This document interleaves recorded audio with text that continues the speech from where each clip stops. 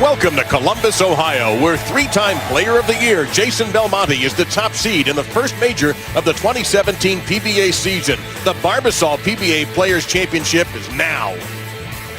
There was a time when it seemed Jason Belmonte was nearly unbeatable. 3 consecutive USBC Masters. And back-to-back victories in the PBA's signature event, the Tournament of Champions.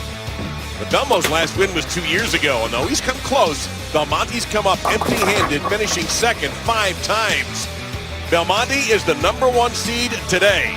Is this the day he finally breaks that losing streak and captures major title number 7?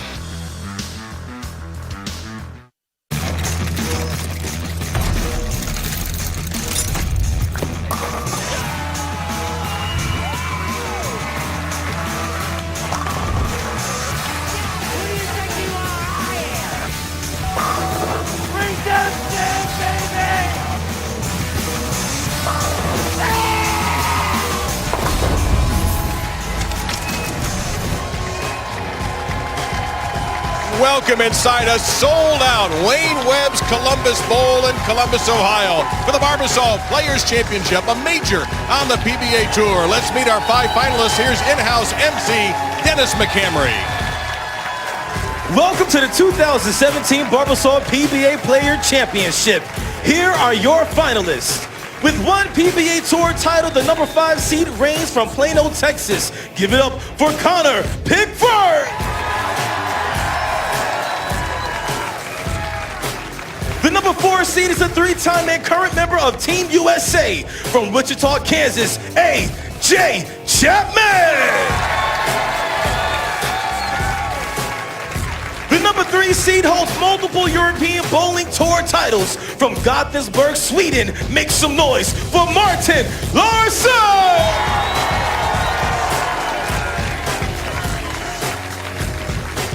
The #2 seed holds the record as the youngest player in PBA history to win a major championship from Austin, Texas. Give it up for Anthony Simonsen. The #1 seed is the 3-time PBA Player of the Year from Orange, New South Wales, Australia, Jason Belmonte.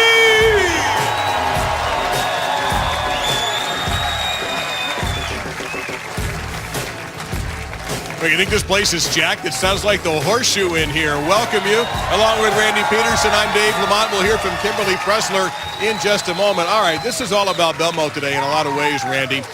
Made a lot of final shows last year, all over the place. Didn't win any. So how do you grade Belmo's 2016? Well, he had a good 2016. It wasn't a great 2016, but like you said, he made 6 telecasts. He was 7th in earnings and 2nd in average. But when you've dominated this tour the way Belmo has the last 4 or 5 years, I think the expectations become unrealistic. Here was his last win 2 years ago at the Tournament of Champions. Listen, Dave, there's nothing wrong with Jason Belmonte. He dominated this event from the 2nd round on, and he's 1 win away from capturing his 7th major. Belmonte's fine. And he's going to have to wait around a little bit as the #1 seed as we go up the step ladder. Our opening match will be the brand new PBA Tour member A.J. Chapman, the 4th seed, taking on Connor Pickford. Then Martin Larsen, the veteran from Sweden, in the #3 spot. And he seems like a veteran, but he's only 20 years old. Anthony Simonsen, your 2 seed. And the #1 seed is standing by with Kimberly Pressler right now. Thanks, Dave. So, Jason, once again, you dominated a major coming into this, and I know that we've had this conversation before, and you have to knock down the most pins to win, but what do you have to do physically and mentally today to take this win with only 1 game? I think I've got to get out of my own way, Kimberly. The previous season, I had a lot of pressure and expectation to try and win a 4th Player of the Year in a row. Didn't win that, so now that's all off my shoulders, and I can just be me and have a little fun. And like I said, get out of my own way. And if I execute 10 really good shots, if the other guy beats me, he's going to deserve it. All right, well, good luck to you today, and we'll see you in the finals. Guys, back to you. Kimberly, thank you very much. And Randy, what are we playing on today? This is the Players' Championship bowl pattern, 45 feet in length. And watching the players warm up today, this TV pair looks significantly slicker than what the players were playing on all week. The players are going to start pretty straight from the right, and as the pattern breaks down, they'll migrate in. Well, here's a story right here. in A.J. Chapman. This may be the first time you were seeing him. He is a 3-time Team USA member. This is his first tournament as a PBA professional, and he has made the show in a major. And he is a power player, as you can see, and he leaves the 7 to start things off. He's got a beautiful game, and it was fun to watch him Friday night. It's a great quality shot to start off for this young man, but the pin carry did not cooperate. Great shot, leaving that ripper 7. Now, he's been on television before in college bowling at Wichita State, but this is a little bit different. Nobody behind him now. If he misses a shot, it's on him. And he admitted to us he's probably going to be a little nervous at the beginning. And a little fist pump of relief, I think, for A.J. Chapman. Absolutely. Now, Connor Pickford out of Plano, Texas. He picked up 1 title on tour, and he won the Mark Roth Marshall Holman PBA doubles with Anthony Simonsen, the number 2 seed.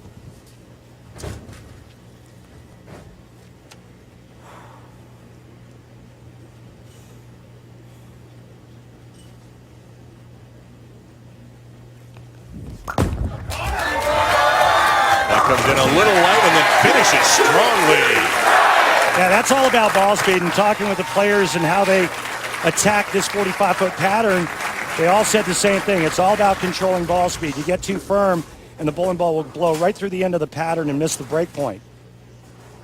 Connor Pickford's dad, Mark, a regional champion, he's actually gearing up to hit the senior tour in a couple of months, and Connor wanted to give Dad a shout out, and Connor's looking for his first ever singles title. And admitted last year was not a great year for him. One of his toughest as a professional. He's in his 7th year at only 24 years old. He could fix all that today. Let's go, Connor! Yes! That's how you do it. 9-pin was a little reluctant, but it took a little punishment. Beautiful shot, and a great start for Connor Pickford. It's exactly what you want to do to a rookie making his first ever telecast. You put pressure on A.J. Chapman immediately, and you see how the youngster holds up. Now, Chapman has bowled in PBA Tour events before as an amateur in 2015. The Extra Frame PBA Lubbock Sports Open, he was 13th. And he was 23rd of the U.S. Open in Vegas last year, again, as an amateur. That's got to hurry. He got a big break there, just leaving the 8-pin behind. A.J. telling us he rooms with U.S. Open champ Frankie Lavoie. We asked him, well, what kind of television advice did you get from Frankie? And he said, well, not much. Frankie's soft-spoken, to say the least. Yeah, Lavoie made the final 16 of this event. And this kind of continues the youth movement. This matchup right here, Chapman at 23, Pickford at 24.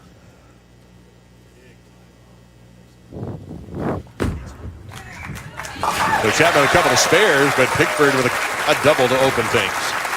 And Dave, this youth movement you speak of, in all of my years of being out on tour, I think this is one of the strongest young cast that we've ever had out here. These youngsters that are coming out on tour, they're already seasoned. They come in with confidence. They have the physical ability to come out and win right away, and that's what we're seeing. It's amazing just how good these players are at such a young age. Well, Chapman is just a real story here with this being his first professional event. He's certainly been around the sport his whole life. His dad has a bowling center in Manchester, Iowa, at Lightning Lanes. So it's in the family. There you go. Just rushed them. Gets his first strike on national television, and he'll breathe a little sigh of relief after this beautiful shot here. Well, I remember what it felt like being on television for the very first time. You're trying your best to keep the insides from coming outside. I think even experienced players have that trouble from time to time.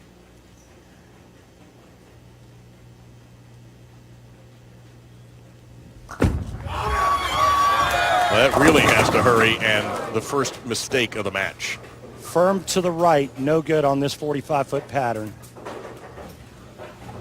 And that's just from adrenaline. I think he's a little jacked on this shot and just fires it a little bit too hard. You notice it doesn't get back, leaving the 210.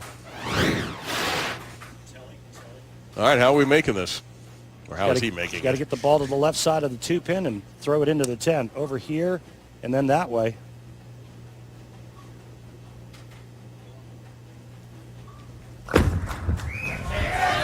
Just like that. Well, obviously he was watching me telestrate how to make that. I'm sure he was watching. There are monitors available for the players, so I'm sure he picked up your tip. This is our Hammer Tough Spare replay. We thought he was jacked before. Well, he's got to take a deep breath and control the emotions and the adrenaline. It's different when you're bowling on a shorter pattern and you want to keep the speed up, but on this pattern, to shape the ball down lane, you can't get firm with it.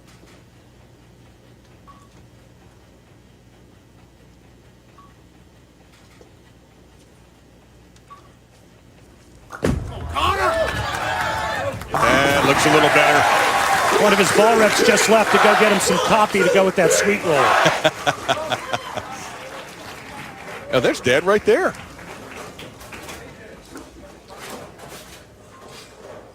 Mark Pickford is here today. A.J. Chapman's parents are here also in the audience.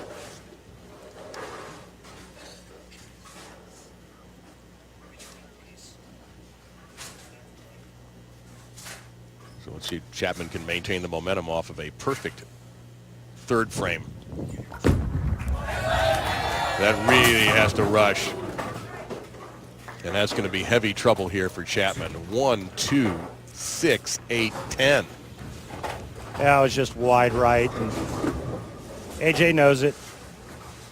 No harm, no foul, though, if he can convert this, get the head pin over into here, ball, or the head pin into the 6-10. The ball takes out the 2 and the 8. So you're talking about attacking this from the left side? Yeah, throw the head pin right. Now he missed the head pin. He knew it. You could hear him grunt a little bit as soon as he threw it, and he knew he missed the head pin, so he's suddenly down 23 after 4 frames.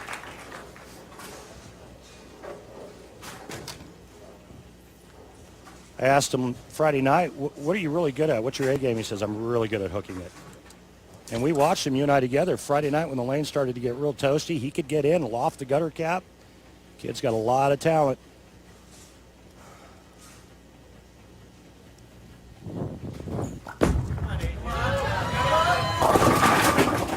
Right now the pins are uncooperative. That time a 2-8-10 for AJ. Yeah, and this is where, as a young player making television for the first time, you start sweating like you have malaria. The ball's not reacting down lane. Back-to-back open frames for A.J. Chapman if he can't convert the 2-8-10, which I've only seen converted twice on television.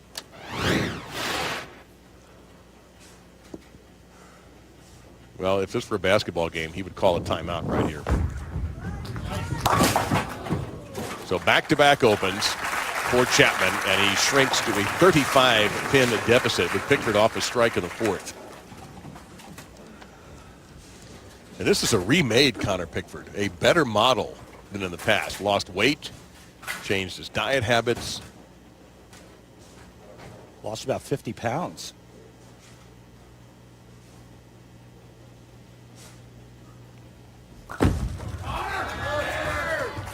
Boy, that just marched down the lane with a purpose. There's a lot of folks that feel like Connor Pickford has not lived up to his abilities, myself included. He's got such a great game and a tremendous release. And, you know, he went through the lifestyle change, lost the weight, as you mentioned. And this is the Connor Pickford that we've been waiting for. And he's made a major telecast, and now he's on his way to capturing our opening match. Just stay in the moment, keep repeating good shots. A little early. Yeah, and he didn't like it. Celebration there, guys. A little early. I don't know. It sounds like he was talking to you there for a second. I think he was referring to the fans. They got a little anxious with their with their applauding, and he heard them right before he let go of it. Got it up the lane, went through the nose.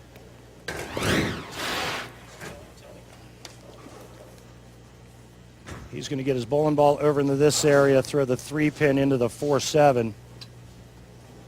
Well, he's already made a 210 in this match. Oh, my goodness! Seriously? Come on. It's greatness. Connor Pickford to maintain a 41-pin lead here in our opening match. Slides the 3-pin over in the 4-7, back-to-back big split conversions. Can Connor Pickford continue his winning ways? The Barbasol PBA Players Championship is brought to you by Barbasol. New Barbasol premium disposable razors with close shave technology. America's leader for a close, comfortable shave. By the Grand Casino Hotel and Resort, the Oklahoma City area's premier casino resort. By Brunswick. Find your next ball at bowlwithbrunswick.com. And by 900 Global. Performance for your game. Let's find out how our competitors made it onto today's show with our extra frame tournament highlights. And of course, the top seed, Jason Belmonte, from about the second day on, he was best in show, and you can see why. Well, once the old pattern broke down, Jason Belmonte, he moved in and did what he does best. He went to the air. Another player that's pretty good at that as well is the youngest player to ever win a major, Anthony Simonsen. Just turned 20, and now looking for another major. Martin Larsen looking for his first win on the PBA Tour. Boy, and what better way to do it than making that first title a major? AJ Chapman's in his first tournament as a PBA member, and he's made a major championship show. This is one extremely talented young man.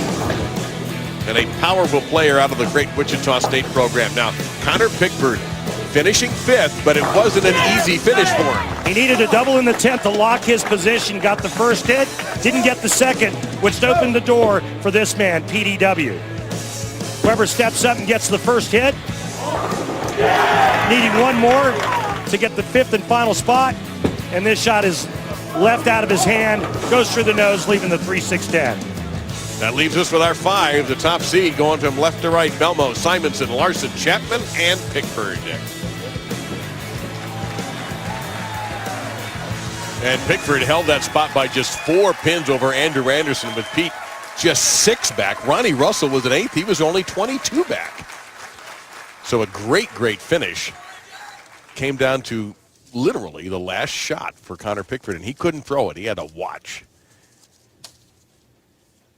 But so far, it's working out well for him here. Now, how does A.J. Chapman recover after a couple of frames that went against him?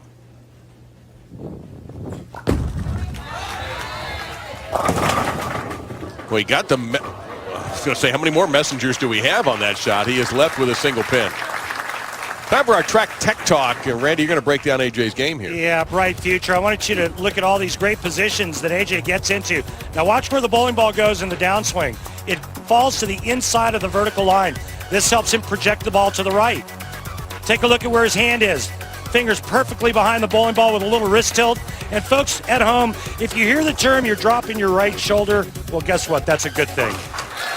Bright, bright future for young AJ Chapman.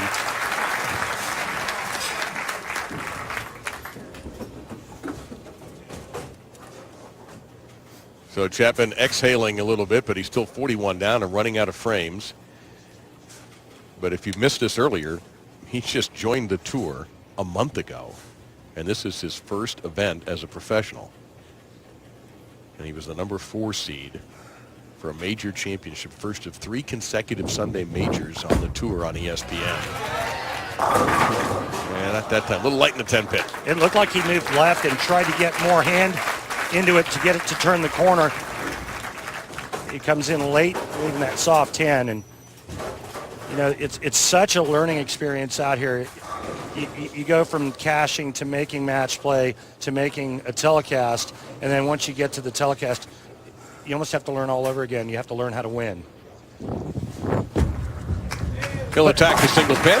It's such a crapshoot, Dave, once you get to your top 5 and TV, especially for your tournament leader. A one-game match, anybody can win. It's so crazy. And when your opponent does this to you, it doesn't help if you're A.J. Chapman. So many things need to go your way. You have to throw it great. You have to be lined up. You have to use the right ball. And you got to catch some breaks. Or you just throw, I was about to say it was flush in the pocket, which it was. This bowling ball is going to go right through the pocket and past the 9-pin. Now, this has been an issue with Pickford in this tournament. He missed 10 single pins during the qualifying and during the match play. Covered that one.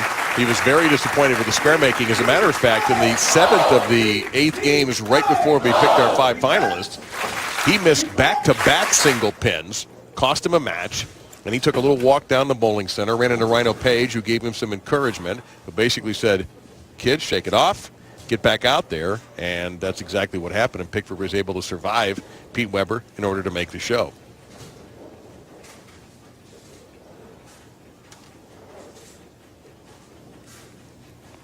There you go, that 9-pin went down that time. Great hand at the bottom of the swing, which helps Connor Pickford create area to the right as long as his ball speed is correct. You saw it right there. Martin Larsen awaits the winner. And looks like we're going to go to the arsenal a little bit here for Chapman.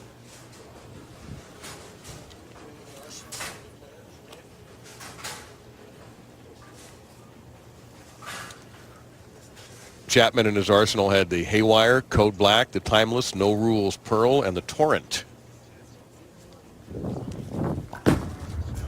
And this is a Timeless, and, well, let's see, that Messenger's not going to get the job done there.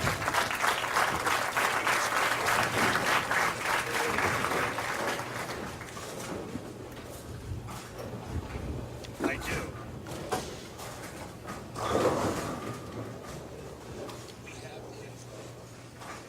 So Chapman down 42.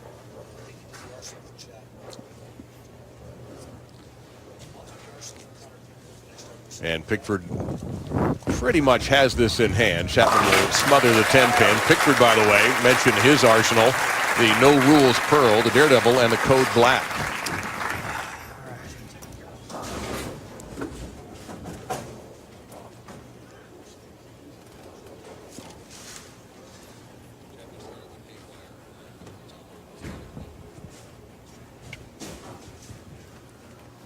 And it looks like, what's Pickford sticking with here, Randy? No, he's using a No Rules Pearl. So the ball changed to the Timeless here for Chapman. Well, even the great shots just start going for him today. You know, I got to tell you, Dave, this is typically how it goes for a first-time player making his first ever telecast. And it's a cruel thing to watch. You know, it's like a prize fight. You always have a plan coming in until you take that first hit in the chops.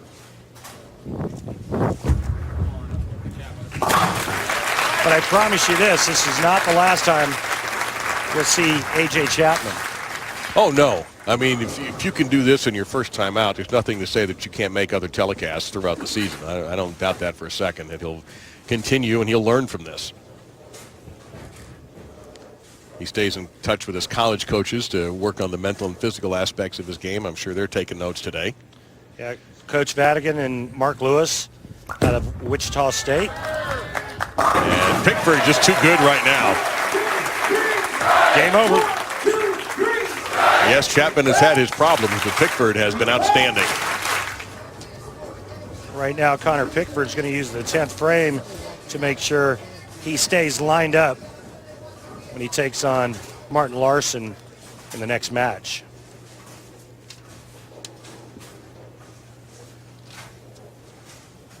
Well, Pickford came in jacked. He threw a double and was jumping out of his shoes, and then converted a couple of very difficult spares, really splits.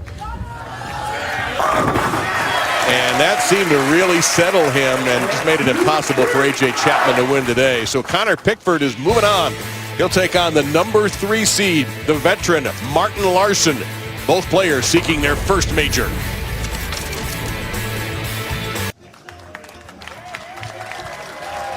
Our next NBA Sunday Showcase game presented by Verizon Go 90 comes to you from MSG, Madison Square Garden. It's the Spurs taking on Kristaps Porzingis, Carmelo and the Knicks at 3:30 p.m. Eastern, 12:30 Pacific on ABC. NBA Countdown with Sage and Jalen to get you ready for the game at 3. And both, of course, are streaming live on the ESPN app and on Watch ESPN. Time for our Ebonite flashback. Let's go back to Steve Hoskins, who won this event twice, Randy, when it was called the Touring Players Championship. Yeah, he won 2 of them. Steve Hoskins was always fun to watch on TV. Had that unique backswing, but a lot of power. 1997, he wins it in Pittsburgh, then in Akron 2 years later with the gold pins. Yeah, the heavy Brunswick pins.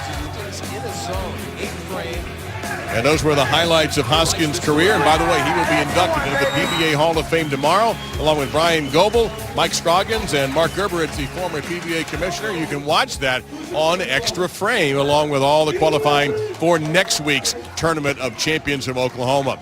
All right, your thoughts on that first match? Well, I think the 2 huge split conversions by Connor Pickford really loosened him up. That, plus the fact that A.J. Chapman never got dialed in. And then Connor got real comfortable and started making great shots. All right, we've got the veteran Martin Larsen standing by. He wants that first major. What do you think? You know, I think Martin Larsen is the guy that's flying under the radar.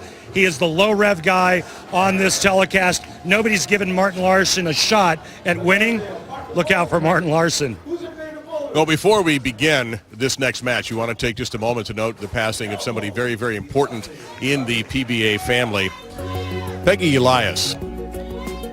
Really, the Elias name, Randy, around the PBA Tour is a magical one, of course, with Eddie Elias, but we cannot forget about his beautiful bride. Well, we're where we are today because of Eddie and Peggy. And, you know, Peggy was such a dear person, always had a great smile, and all of the Eliases were just a wonderful, wonderful people, but Eddie and Peggy sorely missed. Our condolences to the Elias family. Our next match is coming up when we return.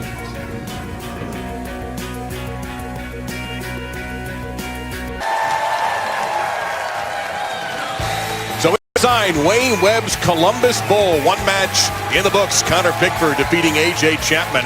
And now Pickford will take on Martin Larsen as we take a look at the good old-fashioned step ladder. Anthony Simonsen awaiting the winner, and then Jason Belmonte trying to get back into the winner column today. Meantime, Martin Larsen is standing by with Kimberly.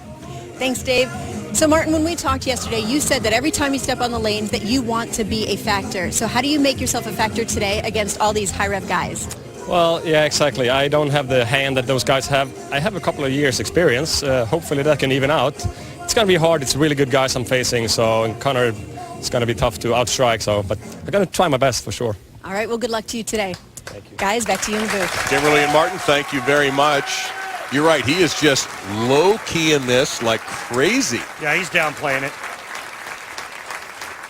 Pickford will be first. Don't forget, Martin Larsen does not have a tour title. He has won overseas, but has not won in the United States. His best PBA Tour finish, he's been second 3 times. Pickford has a doubles title to his credit, but none in singles.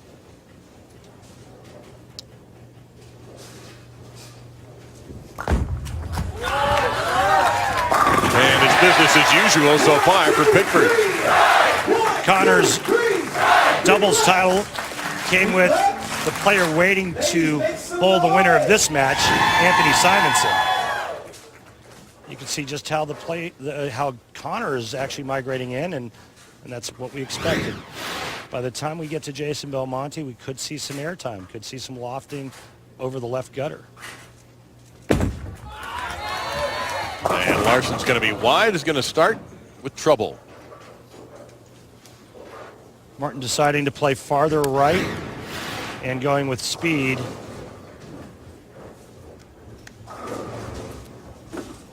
Gets into that hang zone, 2-4-10.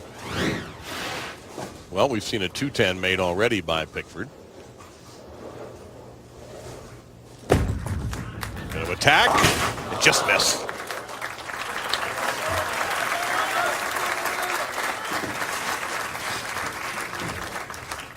Well, let's throw it over to Kimberly. Thanks, guys. I'm joined with AJ. So, AJ, you had a rough start. How much did that affect the rest of your match? The first couple of frames were pretty good. I thought I executed okay. Threw a bad shot on the right lane on the strike, and left a super washout. And one on the left lane was actually pretty good, the 210. So I got a little confused. My ball wasn't quite doing the right thing. And then I got 9 a couple more times, and it was hard to get something going when my ball was doing the wrong thing, and Connor was obviously pretty matched up. How much did the nerves play a factor today? I was definitely nervous, but I don't think it was terrible. I feel like I executed pretty well for considering the first time I've been on my own single show. All right, well, thank you so much for your time. Guys, back to you. We'll get used to talking to him, Kimberly. I suspect we'll see AJ again. Martin Larsen converting, but has not really had a flush shot yet. And we certainly have seen already Connor Pickford with his opening shot in this match. And Anthony Simonsen awaits the winner.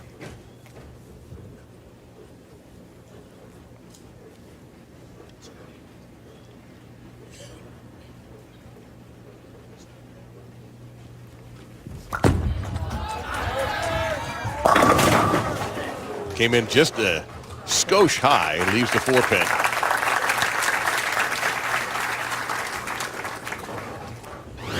Pretty good shot here. He's going to make an adjustment and move his feet and his target left at the next time he gets up on the right lane.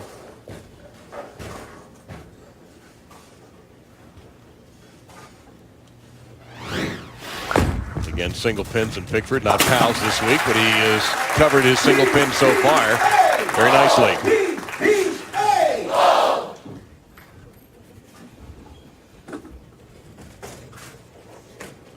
For Connor, it's all about controlling his emotions.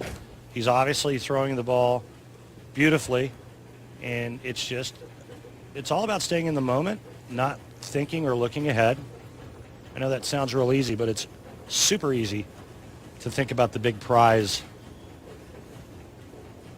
Right now, just focus on each and every shot. Oh, yes, on the messenger. There's a crowd at the door, but nobody can get in. Had a couple of looks at tripping the 10 out. Head pin goes to the sidewall. 6 pin goes into the right channel. No love tap on the 10. No, he's no trouble today with what was giving him trouble in qualifying. I heard a rumor that after our interviews, he actually went out and shot single pin spares for about an hour. And then Wouldn't have been the shiny one on the left. Wouldn't have been a bad idea, as he has a quick word there with Tim Mack. Then we take a look at Larsen. Changing balls. Well, in his arsenal, the Phase 2, the Daredevil, and the Timeless. What's he have here? Daredevil. No, 3-6-10 this time.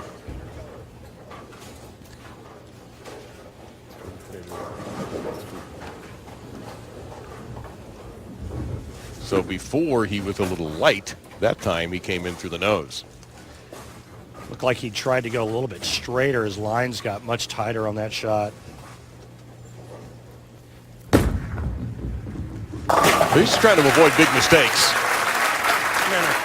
Remember last night at dinner, getting back to Connor Pickford's spare issues? Remember Sean Rash last night told us that his spare game would be better today. And he was right. You figure Rash does know what he's talking about. Larsen down 13 despite an open in the first frame. So he is far from out of this.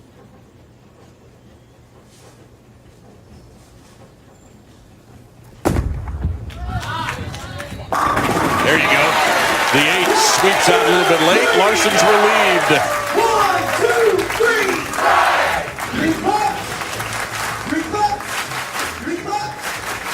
Yeah, beautiful shot here by Martin Larsen.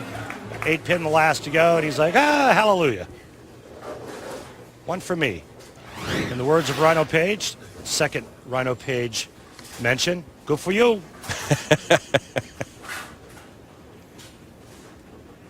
We'll see how Pickford responds. Please hook. Please hook. It did. There's the adjustment off of the 4 pin. 1, 2, 3.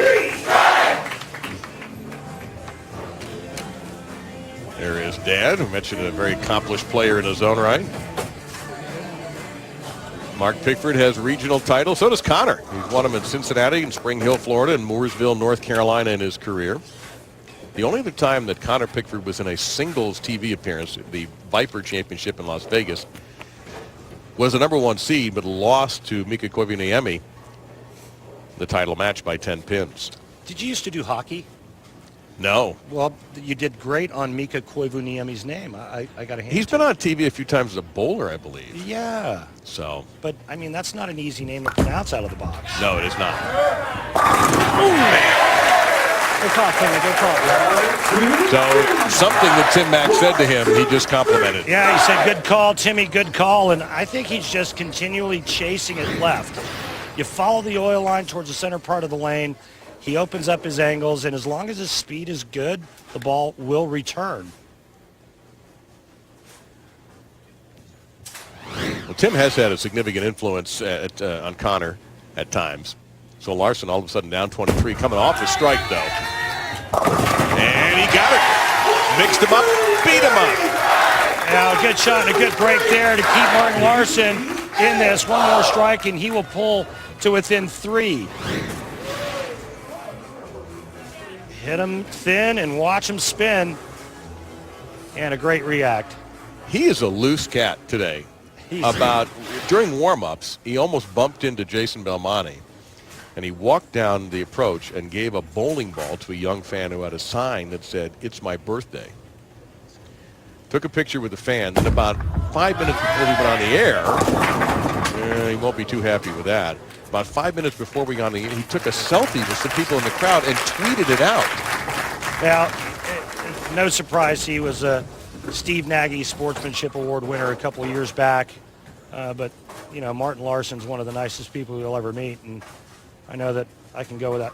I can say or speak for a lot of players out here that nobody would be unhappy if Martin Larsen were to win. Gonna have to smother this, though. Oh, boy.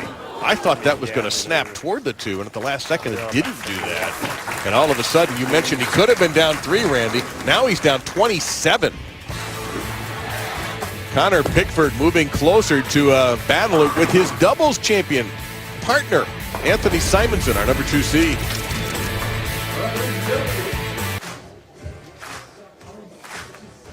Oh, yeah. It's Big Monday, all right. We've got #4 Louisville squaring off at Syracuse at the Carrier Dome in the first game at 7 p.m. Then, when that one's over with, #13 West Virginia goes to the Fog to take on #3 Kansas. Big Monday presented by eBay on ESPN. Also streaming live on the ESPN app and on Watch ESPN. This is Wayne Webb's Columbus Bowl, and this is Wayne Webb. And our Columbia fun fact, Wayne Webb won 20 PBA titles and was inducted into the PBA Hall of Fame in 1993. The suit was inducted in 1997. Very dapper. Yes, incredible. How he found a tie for that suit blows me away. Well, listen, we all know who does all the hard work here at Wayne Webb's Columbus Bowl, and it's that lady right there, Wayne's wife, Elaine. So here we are. Connor Pickford, the #5 seed, dispatched A.J. Chapman in our first match. Martin Larsen coming off an open in the 6th, and he will sit as Pickford rides a double into the 6th frame. Both these players seeking their first majors. The 2 players above them in the stepladder have them. One of them has a lot of them. That's Jason Belmonte, the #1 seed. Connor Pickford looking for his first singles title. Martin Larsen looking for his first career title. And Connor is eligible for next week's Tournament of Champions. Martin Larsen is not.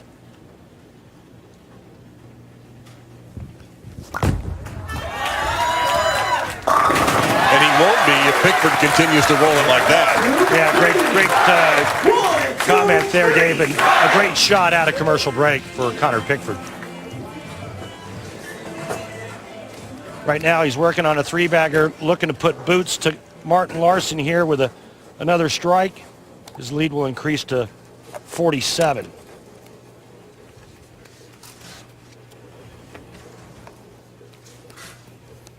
Big thanks to John Weber, filling in for Mike Edwards as our statistician. So thank you, John, for all your hard work each and every week on the PBA Tour.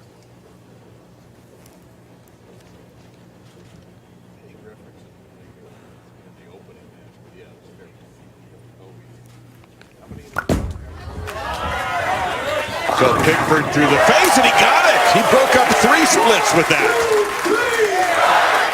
Chips out the 4-7-10 late. What a huge break when you're working on a string. To win out here, you've got to be a little lucky. You have to have things go your way. And he made 2 great splits in match number 1. And here's a nice break there, turning 3 into 4. Well, Larsen has no room for error here. Another ball change. And there's a bit of an error. Well, he's gone through his entire arsenal. Now he's throwing a timeless. And Martin Larsen knows that his tournament life is quickly coming to an end.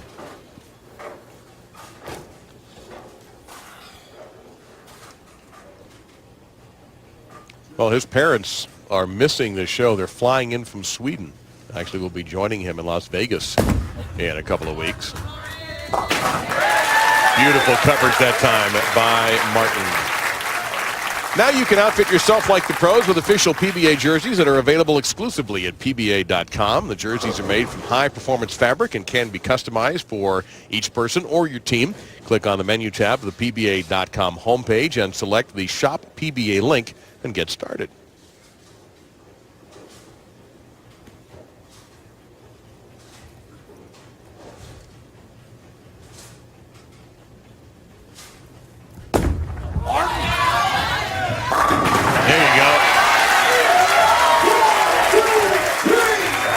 Too late, but Larsen's going to enjoy it while he can. He needs a lot of help. Yes, you do. Well, there's a crowd at the door, but no one can get in. Martin Larsen is having fun with it. You know, his game is so beautiful. You watch the big, tall Swede. He reminds me a lot of John Zerbinski. They're kind of in that same mold. Beautiful games, but that mid-range power, and they get 110% out of what they do. Is it tough to be a mid-range guy in today's game? Without question. And look at that again. Just all the reaction going Pickford's way right now. Can I expand on your last question? Of course. Well, you look at who the last 4 years, who the player of the years have been after we take a look at the Barbasol close shave of the day.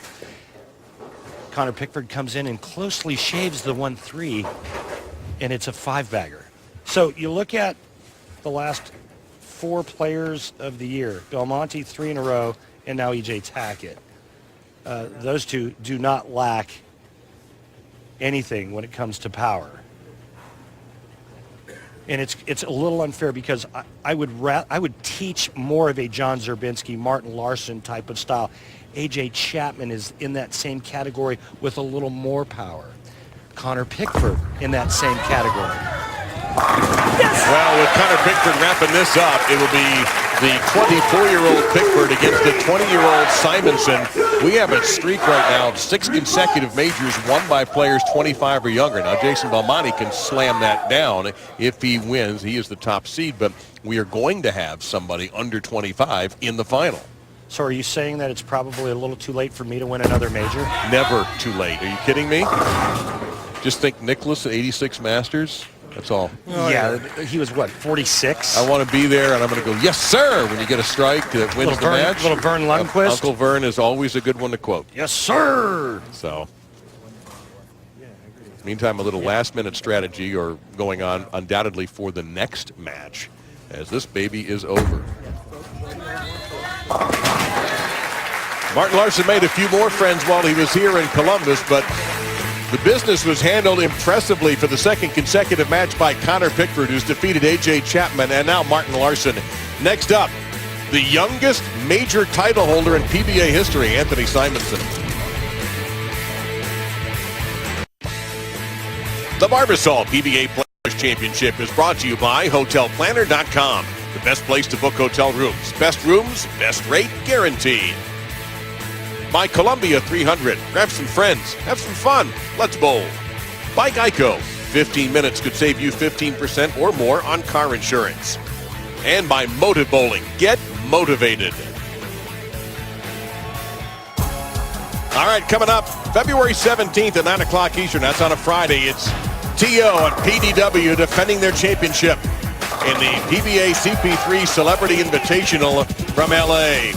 You'll see, of course, Chris Paul, C.J. Anderson, Mookie Betts, a great bowler. DJ Khaled will be in the house as well. It's going to be a lot of fun, but some serious bowling as well, all coming up during All-Star Friday on the 17th.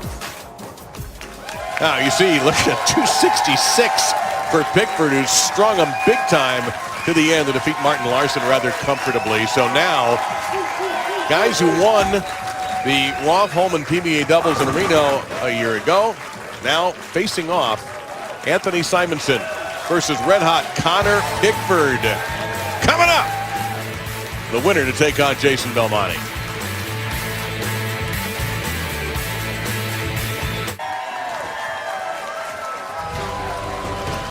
UConn on a quest for 100. Gino Auriemma and the #1 Huskies will take on Dawn Staley and #6 South Carolina Monday. It could be their 100th straight win. A streak that dates back to November 23rd of 2014. That's 9 Eastern on ESPN2, streaming live on the ESPN app. And watch ESPN. That game, by the way, gambled in stores, so going to be tough for the Lady Gamecocks to come up with that victory. Now let's go back to the 2016 Rolf Holman doubles. Anthony Simonsen paired with Connor Pickford. When they took out Josh Blanchard and Andres Gomez, 223 to 173. Simonsen at that time wasn't even 19 years old, the second youngest, only by a number of days to Norm Duke. That duo standing by with Kimberly Pressler. Thanks, guys.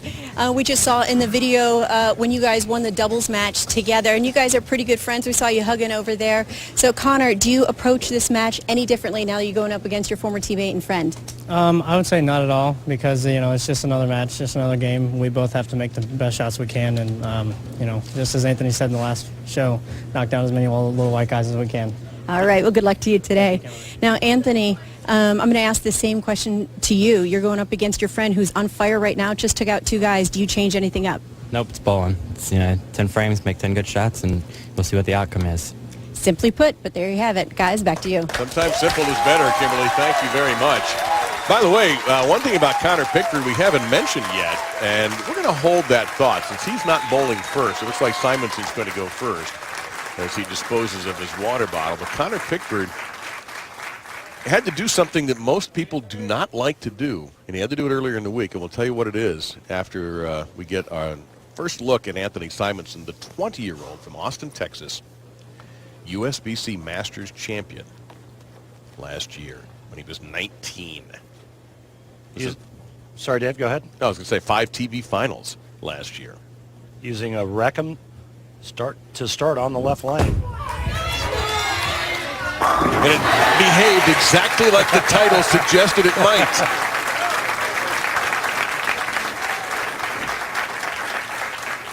Who here likes to go to the dentist?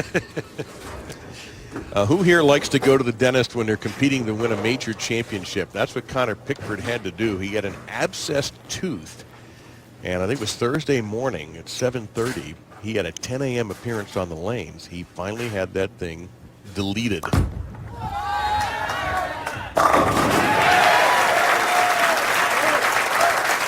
you have any more on that story, Dave? That tooth is history. All right. Well, and so the moral of the story is, and for those young, aspiring PBA professionals out there, remember to always brush and floss after every meal. He's right, kids. Not only that, he had to put the heat on the dentist and the dentist staff. Like, hey, I have to bowl, you know. Like he had it done that morning, and an hour later, or 45 minutes later, was at the lanes getting ready for a qualifying block. With a Marlon Brando-esque gauze in his mouth that he kept swapping out after the first 6 games of the qualifying.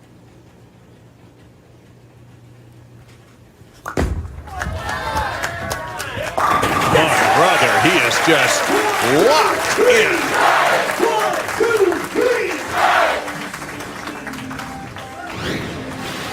Yeah, just another great quality shot. He's done it all day. The players really did a nice job of breaking this pattern down the right way or the correct way in practice. They stayed far enough right, broke a hook spot down to the right, and then just started to migrate in. Different ball for Anthony Simonsen on the right lane, going with a timeless. All right, so I'll ask the obvious question, why different balls for these lanes? Because obviously the right lane reacts differently than the left lane. He's standing in front of the bar return, so now it's a 2-step approach for Simonsen on the right lane. It's incredible what this young man can do. At age 20, and we don't want to necessarily say that's everything, but when you realize the maturity to his game and his ability to think on the fly at that age is pretty remarkable.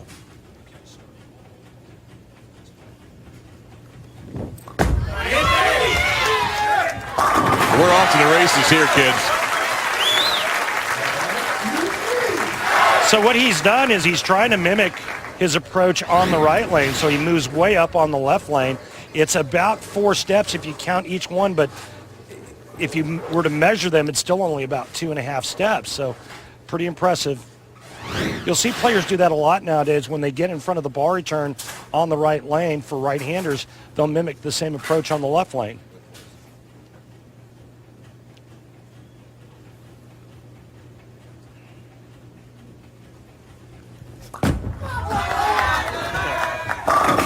A ringing 10. That shot as good as any of the others we've had so far. By the way, just to cap things off with Martin Larsen, during the break, he autographed and gave away the ball he used, one of the balls he used in the match. It's a good thing he gets them for free.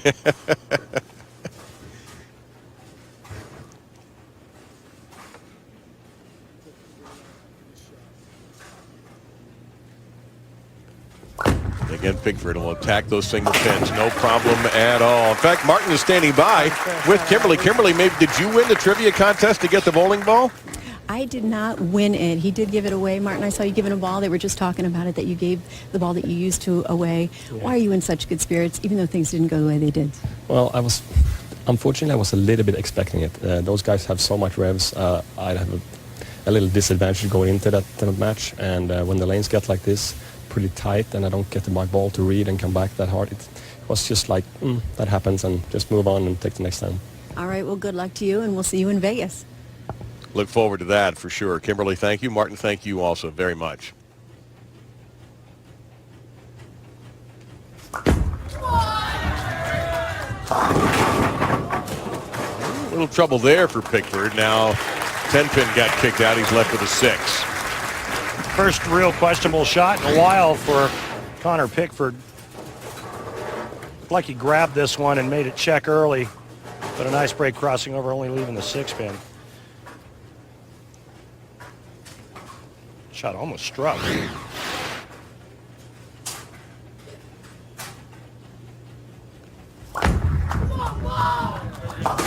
He's been very calm on his spares today. In his opening match with A.J. Chapman, he converted a 210 and then a bizarro combination that I can't even remember, that of 4 pins left behind. There's he has a quick word with ball rep Tim Mack.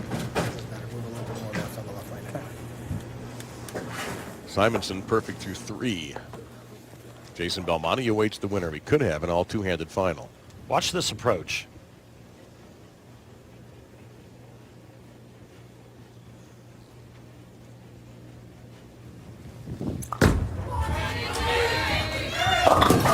Ooh, man. I'm not sure how many times in 41 games you can not stop whenever you need to. It's not really that difficult to just walk back. Let's take a look at when he gets to the foul line on this shot. Watch his slide foot. See how it kind of comes up and out of that? So what did he mean by, is his mind telling him I should have just not thrown that shot? Yeah, he Gonna go after this and miss. halfway to the foul line, he was thinking, his brain's thinking, listen, stop, stop, stop, and he kept going. Is that an easy thing to do, though? For some, For you? yeah, I could pull up and out of it when I needed to. Another guy that comes to mind is Chris Barnes. He was always good at backing off. Looks over at the ball return, the cap on the ball return to make sure he's starting in the right Can you put spot. that sign down, please? Thank you. So he'll She's start just going up from, and down with it. from scratch. Spectators are given signs, given a chance to make signs, and they're just down off to his, when his left eye could see that sign was being raised. No, it just caught his vision because it's down lane. He did the right thing there. He finally was able to stop and pull back and start over. And strike.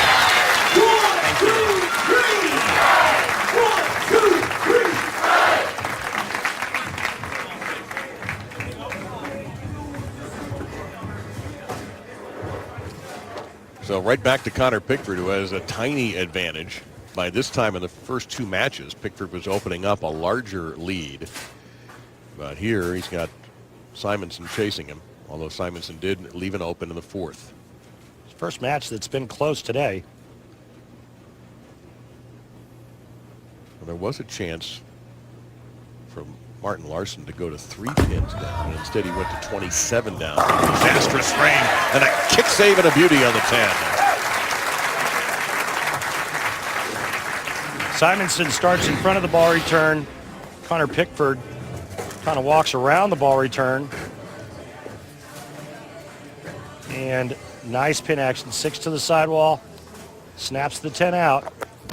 When you see that, folks, you know your bowling ball is going through the pins correctly.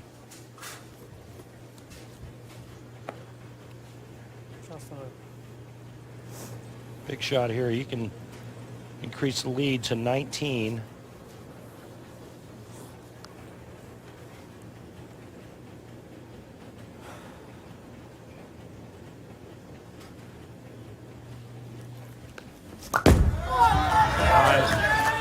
He was yelling for that all the way. He said, come on, the second he threw it, and now he's got a big open. Again, the trajectory looked left, and there's not enough oil in the middle of the lane to hold this one on line. There's not enough angle created through the front. This time he goes through the nose and he pays for it. Well, he's been pretty spectacular when he's had difficult shots. This is probably the toughest of them all.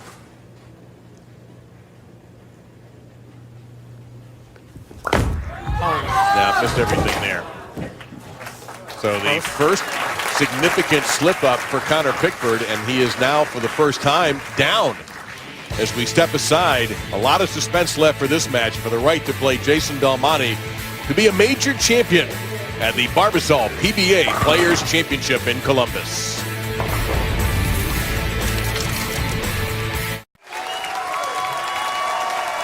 Our next NBA Sunday Showcase game presented by Verizon Go 90 comes to you from the world's greatest arena, Madison Square Garden. It's Kawhi and the Spurs taking on Kristaps Porzingis, Carmelo and the Knicks at 3:30 p.m. Eastern, 12:30 Pacific on ABC. The NBA Countdown with Sage and Jalen getting you ready for the game at 3.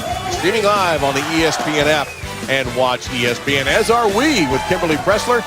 I'm Dave Lamont with Randy Peterson by my side. That is Dustin Abels, Vice President for Barbasol of Media and Analytics. We thank our sponsor very much, Barbasol, for all of their support.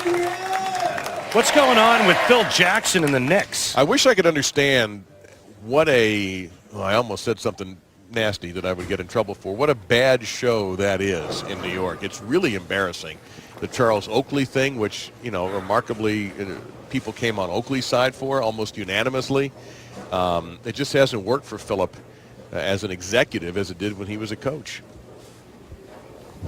They're a wreck, and they've got some talent, too. So does that guy, Anthony Simonsen.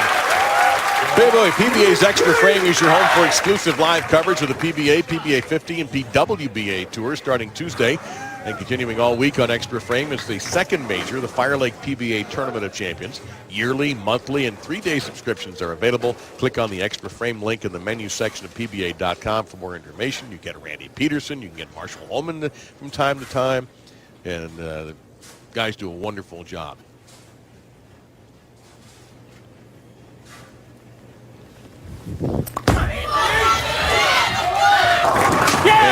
Simonsen is now dialed in. It is indeed go time. He's opened up 25 on Connor Pickford. Now you got to wonder whether or not Simonsen and his deep inside line and rev rate is affecting Connor Pickford on the left lane. He just shreds the rack there. Three-bagger, open three-bagger, but it's a 25-pin lead. Connor Pickford stepping up here in the 7th frame, coming off of that open frame in the 6th. And Pickford did not look sharp in that 6th frame at all. Missed badly on his effort to slide the 4 over to that 10. And that goes through the face, Randy. What's happened here? Well, you just heard him say there, it's not the right ball. It was the right ball for every match except this one, and it started out as the right ball. The last 3 shots have all gone, the last 3 out of 4 shots have all gone high. Right now, Connor Pickford is second-guessing himself and the bowling ball that he's using. So he will attack. Oh, my goodness. That was amazing. Yeah, it's not often you shoot the 3-4-7, but, you know, I think the other thing that happens, though, to players when they compete against the high-rev two-handers, Simonsen, Jesper Svensson on the left side, Jason Belmonte, is what happens to the oil pattern, how much they transition, how much they break down. So how does this set up for the final with Belmo? Is this to his advantage or disadvantage what's happening now? To Jason's? It's absolutely falling right into his wheelhouse. Okay. Jason Belmonte looking for his 7th major. Is standing by to meet the winner of this match. Looking more and more like Anthony Simonsen, but what a quality, classy shot there from Connor Pickford. You know, I could be wrong, but I think that Connor just needed to make bigger moves sooner. Anthony Simonsen has requested a re-rack. Thank you. Last shot definitely looked like there was more angle created by Connor Pickford. Right now, Simonsen, the driver's seat, can increase his lead to 47. Two doubles partners who Mark Roth, Marshall Holman doubles titles last year. And that was missed wide.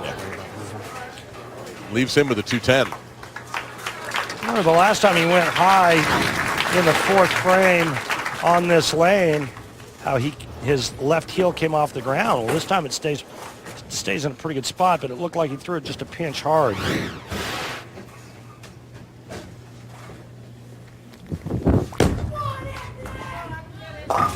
He'll take the count. His lead down to 23 as we get ready for the foundation frame. Well, that, you know, when you have a big lead like this, the last thing you want is to give your opponent any type of hope. And Connor Pickford now can strike out to shoot 212. Simonson's still in the 220s. But one more open frame for Simonsen, this whole game has changed. Remember, he's using 2 different balls, one on the left, one on the right lanes. Devastating strike on the left lane. And getting back to what you asked me about Belmonte, this is exactly what he did all week. He waited for the lanes to break down to where he could get so far left, start lofting the left gutter cap, and there's nobody in the world better at that than him. So Connor Pickford in a must-strike situation.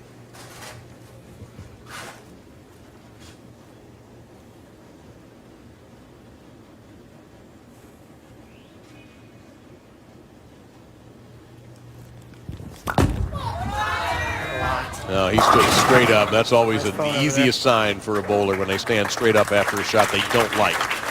Well, Simonsen only needs 9 now in the 10th frame. If Connor picks this up and strikes out,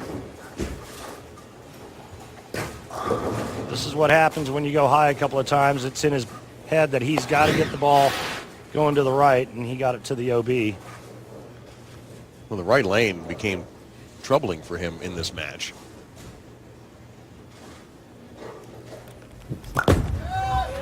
Got to get this. No trouble. Honestly, Dave, it was just the one shot in the 7th frame where he went high. Every ball prior to that was in the pocket on the right lane. It was a left lane. He went back-to-back nosedives, one of them involving a split in the 6th. Remember, he kind of crossed over in the 4th, left that 6-pin. Right now he can strike out for 192. Simonsen would just need 9 and 2 balls to win by 1. I'm going to tell you right now, though, it's going to take a lot more than 190 or 2-0 to beat Jason Belmonte in the title match. If you're Jason Belmonte watching this, you got to feel like you're kind of like a bulldog salivating over a pork chop. There's that kick on the 10 that you've talked about many times. Dave, one more. And another re-rack being called for. And anything can happen, quite honestly. I mean, if Connor strikes out and Simonsen gets up and goes big 4, Connor will come away with the win. He's taken his time. He's taken a re-rack, and he's given himself every 2 re-racks. Yeah. He's given himself every opportunity. Players are allowed 2 re-racks a game.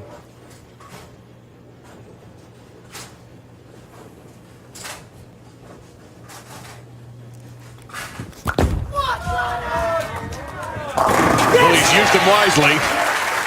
Well, he's making him show up. I've seen it more than one time where a player forces his opponent to show up in the 10th frame after a commanding lead, only to have something catastrophic happen. Especially when Simonsen, being a two-hander, no thumb, and has modified his approach. He's coming off of the 210 split the last time he was on the right lane. A lot going on in Simonsen's mind, but this is a big shot here. He needs all 10.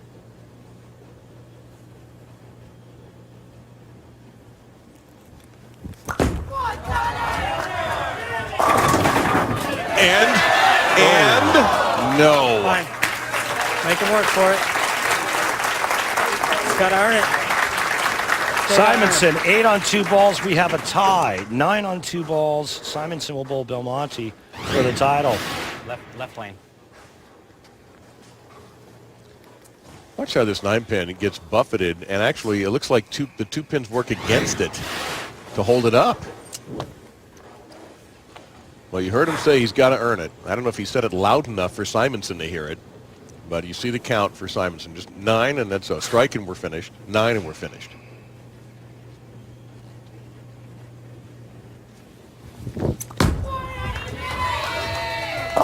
Yep. Okay. That looked left out of his hand, and that was almost disaster. I mean, he could have got 5 on that shot, but instead it's the 3-6-10.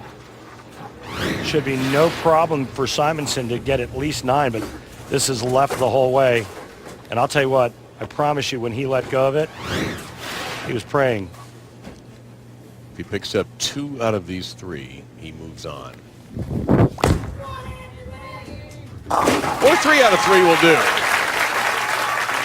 Anthony Simonsen, the reigning Masters champion, against a man who has 6 majors and is looking for his first win in nearly 2 years to the date, Jason Belmonte. It's a 2-handed finale with Belmo and Simonsen going for that trophy here in Wayne Webb's Columbus Bowl.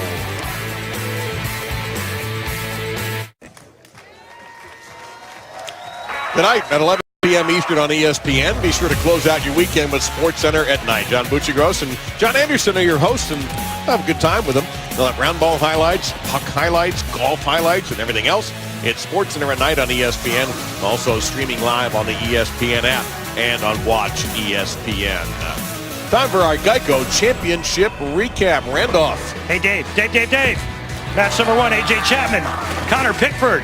It was all Connor Pickford throwing the last 5. He takes down A.J. Chapman 243, 154. The next match featured Connor going up against the tall Swede, Martin Larsen. Again, it's all Connor Pickford. He finishes with an 8-bagger. He takes down Martin Larsen 266, 182. And in our last match, the doubles champions, Anthony Simonsen, Connor Pickford. This match would come down to the 10th frame. Simonsen needed 9. He got 10. He wins 204, 191, setting up a great championship match against Jason Belmonte. Two-hander versus two-hander. Jason Belmonte trying to break a 2-year losing streak and get major number 7.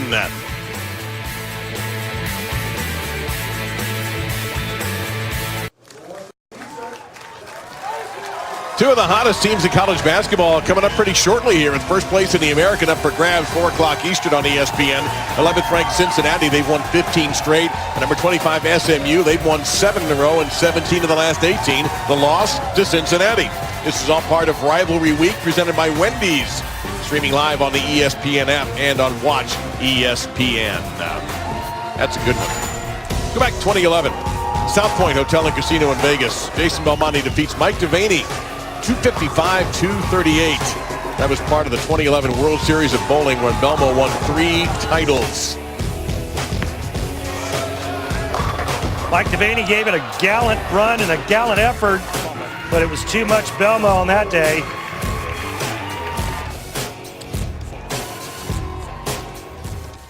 So Kimberly is standing by with Belmo right now to get his thoughts pre-match. I sure am. So Jason, you've been sitting in the wings for over an hour. You just threw some practice shots. How are the lanes developing for you?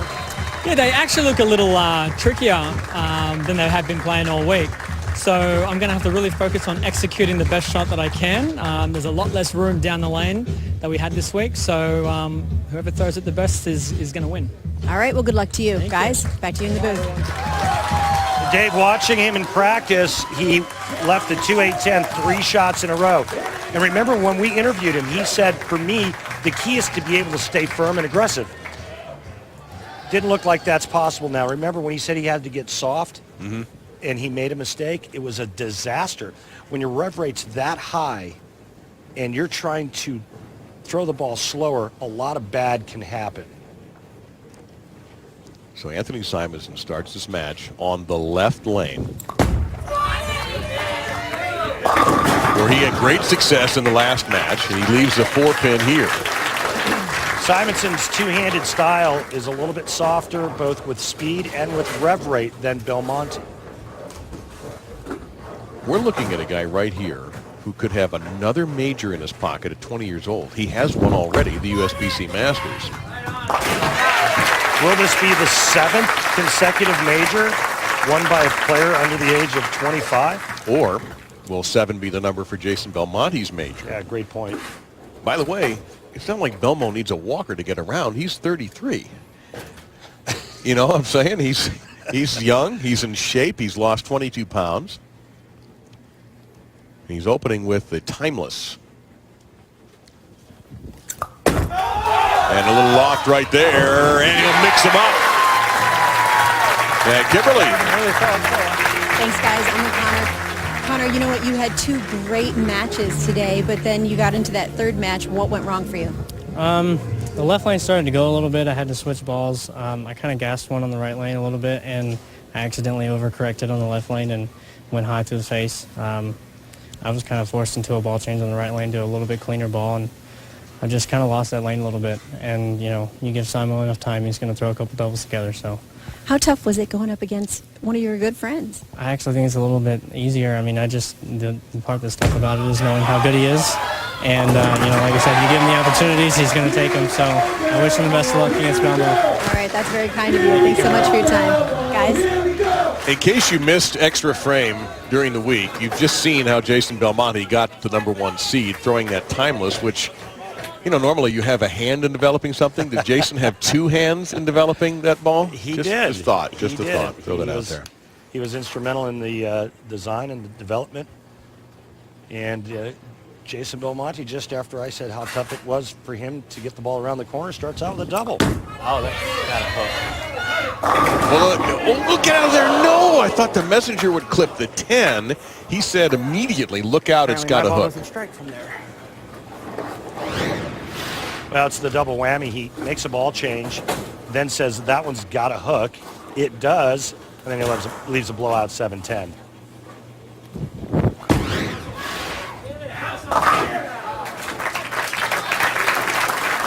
So an early mistake for Anthony Simonsen, and Belmonte's in off a double and just scattering pins everywhere.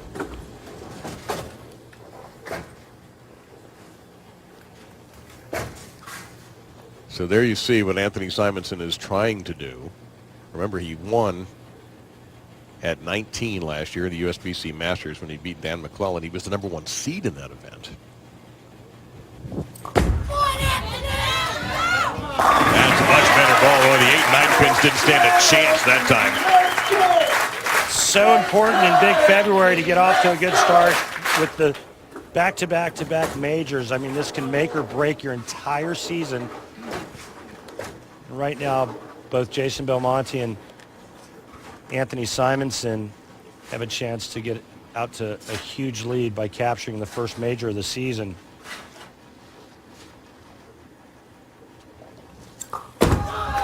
Oh, he hates it. And he's probably relieved that that's all there was. He now loves it. Yeah, I guess so. But the look on his face, he walked away from that, just peeked over his shoulder just to see what he was going to be left with, and he's got something he can handle. Pattern is much tighter down lane than it was for Belmonte all week long, and he flamed that one, and he knew it as soon as he let go of it. Fortunate to only leave the 2-pin. Interesting conversation with him, and we touched on it a little bit earlier in the show.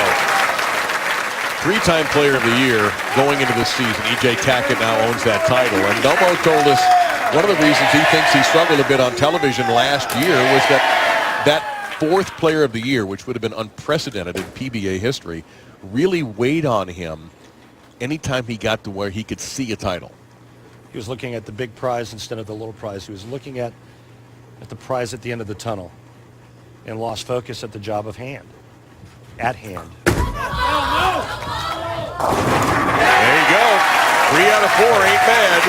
Well, he hasn't gone flush yet, but he's got 3 out of 4 strikes. Belmonte made the top 5 in 16 events since his last win and never came away with a victory. But there's a small victory in and of itself, tripping the 7 late.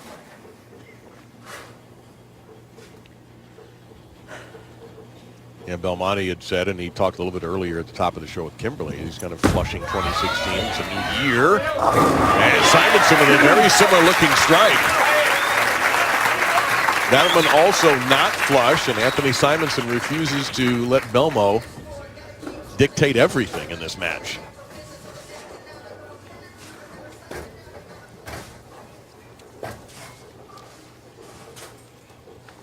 Simonsen changing to an alpha crux on the right lane, but he's staying with the same ball on the left.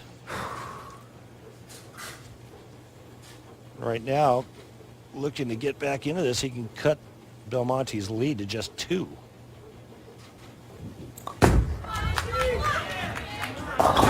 Yep. Through the nose. Looked like the follow-through indicated. Add another tally to the time that I should have stopped this week. Looked like the follow-through indicated the ball was going to be left. Well, he kicked himself for not stopping. Watch the follow-through here. See how that hand opened and tried to fan it right? Needed to tap in and get Connor Pickford to shoot that. Pickford made it earlier today. Tap in? Yep, in the opening match. It's like tag team doubles and wrestling.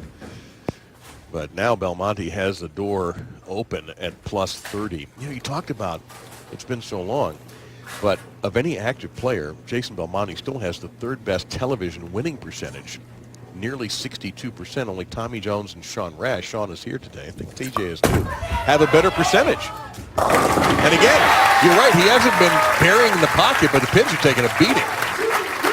Well, when you have a rev rate of over 600 and you throw it 18 miles an hour, I mean, you're going to do this to pins. My thing right now is he hasn't gone flush yet.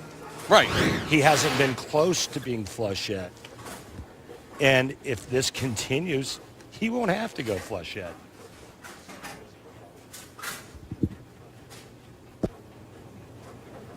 In 2009, he was the PBA player and PBA Rookie of the Year. That's only been done 4 other times. That time he didn't go flush just either. a little quick. Just a pinch quick.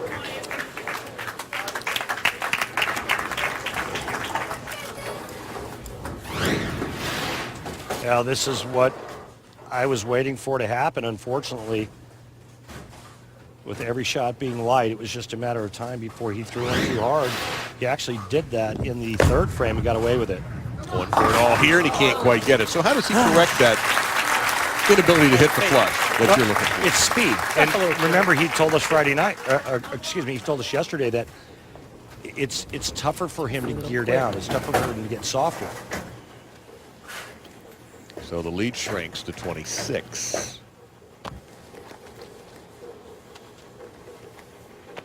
Simonsen, I think it's much easier for him to control his speed in terms of getting softer. I think he struggles when he has to throw it harder, which is easier for Belmonte. That's a good looker right there. 7 pin, the last to fall. Again, another opportunity for Simonsen to get back in it. He got the lead to 16 with a strike here in the 7th. This is how he gets his ball to Reed Davis. It's just softer speed. Keep in mind he doesn't have near the rev rate as Belmonte. Big shot here on the left lane now. Can he overcome that bad shot in the 5th in the big split and open frame? He was working on a double, so not only is it an open, but he lost count as well.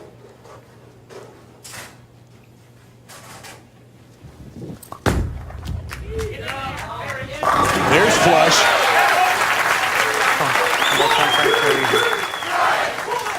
You can see that ball looked like it was right of target, and it finished dead flush into the pocket. So throws it right back at Jason Belmonte. A little shade thrown Belmo's way. Next 2 shots, very telling in this title match for Belmonte. Gotta hurry.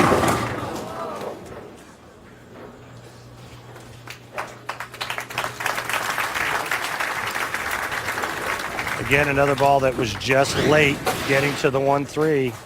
And even with all his power, he can't get that soft 10 out.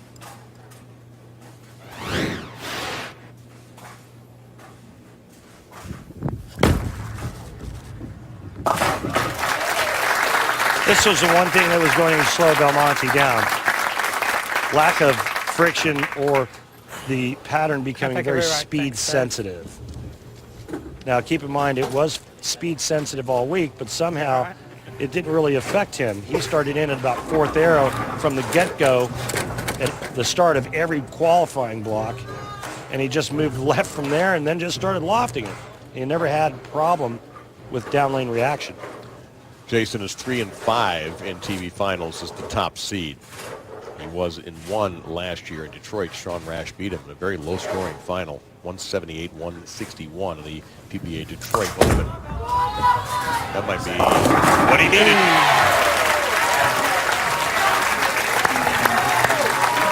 Big smile there from Belmo.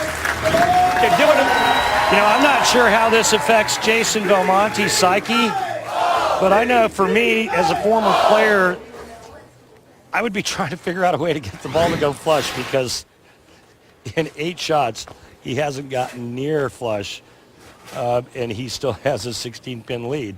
Well, that would be my point where I would kind of argue the other side, but he's still winning. If you tinker too much, right? Yeah, but it's smoke and mirrors right now. Yeah, that's true.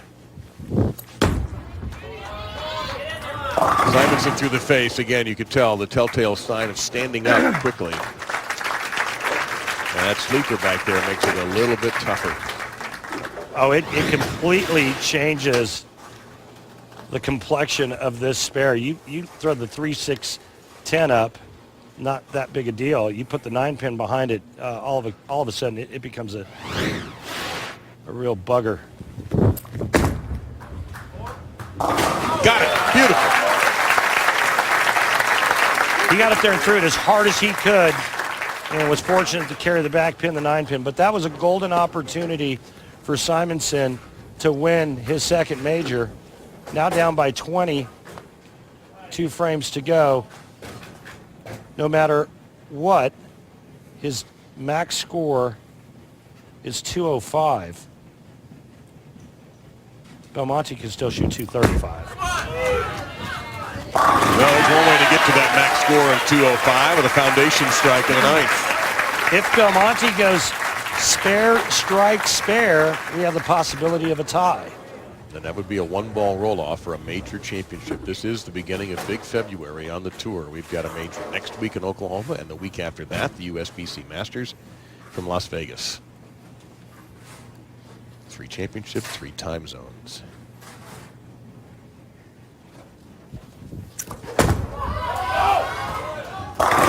There's closer to flush than for a blink of an eye. The 7-10 was standing, and they got knocked down. Well, that shot looked very unusual for me as it came out of Belmonte's hand. Watch the follow-through. Follow-through was short and dead left, and that was an attempt to get his bowling ball to read sooner. Great pin action. A great result. Jason Belmonte is 1 mark away from capturing his 7th major title. And quieting critics who wondered if he was slipping.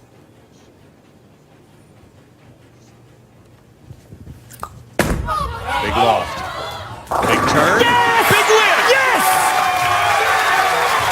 Amazing. He never went dead flush, 1 shot, and he's going to win. Any questions about Jason Belmonte's struggles or what's wrong with Belmo? Like I said at the top of the show, nothing. Great champions always find a way to get it done, and that's exactly what Belmonte did. Well, I do wonder about the attitude he took in this year, not worrying about being player of the year and thinking, you know what, I can maybe be player of the year this year. Well, leave a little behind there, but it doesn't matter. Jason Belmonte is your champion. Number 7, guys. Number 7. Thank you, Columbus. Thank you. And for Anthony Simonsen at just 20 years old, you know he'll be back. Already a major champion. And was close and lost to the man many believe is the world's best bowler, Jason Belmonte.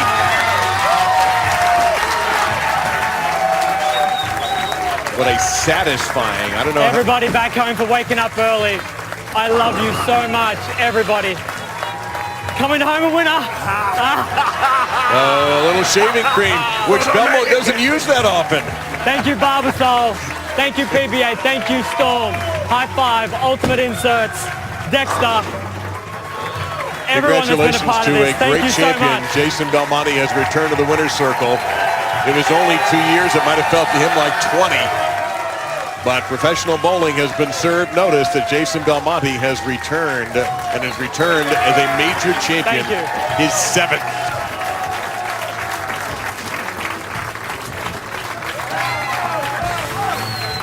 Belmo never threw a flush strike. Didn't have to. Outlasting Anthony Simonsen.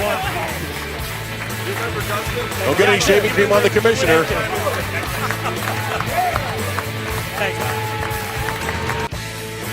The Barbasol PBA Players Championship is brought to you by Barbasol. New Barbasol premium disposable razors with close shave technology. America's leader for a close, comfortable shave. By Ebonite. Bowl it forward. By the United States Bowling Congress, creating competitive opportunities at all levels as we build a future for the sport. Visit bowl.com for more. And by Roto-Grip, built for those who take bowling seriously. Don't just play the game, own it.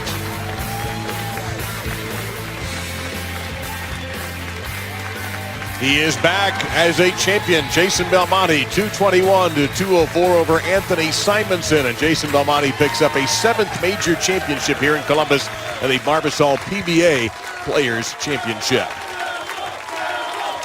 Meantime, my partner Randy Peterson is standing by with Anthony Simonsen. Performance today, but it looked like you lost your ball reaction in the title match against Jason. What happened? They started to get a little funky. I didn't make the best of shots. There's a couple shots I should have stepped back. It's kind of been a problem throughout this week for some reason. He bowled a great game, so you take it as a learning experience and move on to next week. What about the ball change that you made on the right lane? For me, the timeless is just getting a little too long and is a little changed direction a little too hard. So I wanted to go to something a little slower, slower response, which I'd been using all week, which was the alpha. I thought it was the right choice, and the shots that I made good on that lane, they struck. The shots I didn't make good, they didn't strike. Talk about the modification you made in your approach where you had to stand up in front of the ball return on the right lane, and you did the same on the left lane. Take us through that. That's actually a trick I learned from another two-hander out here, Sean Maldonado. We bowled quite a bit together in the Southwest region. It just helps me get my feet a little softer, or feet a little slower, hand a little softer, and be able to shape the lane a little bit easier. Anthony, thank you so much for your time. Good luck next week to Tournament of Champions. Thank you. Absolutely. At his age, he's the youngest in the Tournament of Champions. Now, standing by with our champion is Kimberly Pressler. Thanks, Dave. I'm also joined by Dustin Abels of Barbasol and the Commissioner of the PBA, Tom Clark. Tom, for the trophy presentation. Thanks, Kimberly. On behalf of Barbasol, our great partner, and the PBA, Belmo, you're back in the winner's circle again. Congratulations, another major champion.